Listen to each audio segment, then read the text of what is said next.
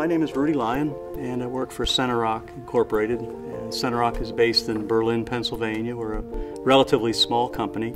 The industry that we serve is hard rock drilling.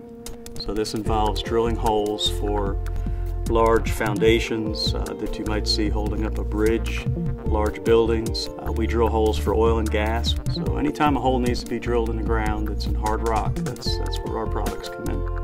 We began leveraging the power of SolidWorks when I came on board in terms of trying to organize our models, have relational models that are scalable, and as a result we've been able to probably quadruple the size of our product portfolio. We do a lot of in-context assembly work where it's 2D plane work, but we create a lot of relationships between lines and sketches amongst multiple parts in the context of an assembly. We might get a request from a customer to tweak a product a little bit.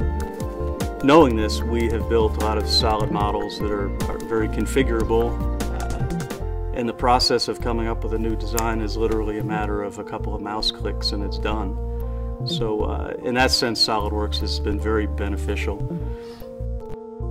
Brandon Fisher, the president of our company, heard on the news that the statements were that they felt the miners wouldn't get out until Christmas. He said that's nuts, because we know we can drill a hole faster than that. So we made connections with people in Chile, put together a plan for what we proposed, which was step one, enlarge that 5.5-inch hole to 12 inches. Step two, enlarge the 12-inch hole to 26 inches, and therefore large enough to put the rescue capsule through. At about 1/3 of the total depth, or let's say 200 meters, we ran into a problem. The drill stopped working.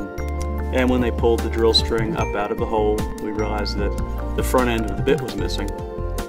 There had been speculation at the time that we had hit a piece of iron in the mine. Remember, we're trying to zigzag our way around existing mine workings to hit this target that was underneath them.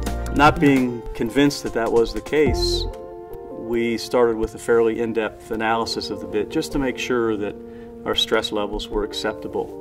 So we used SolidWorks nonlinear FEA to actually simulate the impact of the piston on the bit and the reaction of the bit into the rock. And we satisfied ourselves that there wasn't an inherent problem there.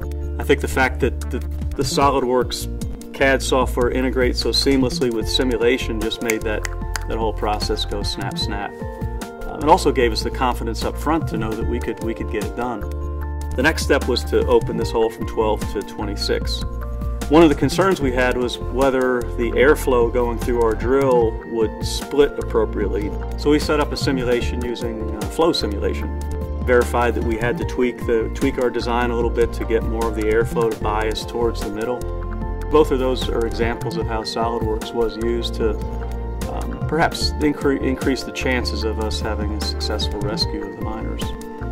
From a business standpoint, I think I've created a lot of technology for the drilling industry that has made people money, maybe made their livelihoods better.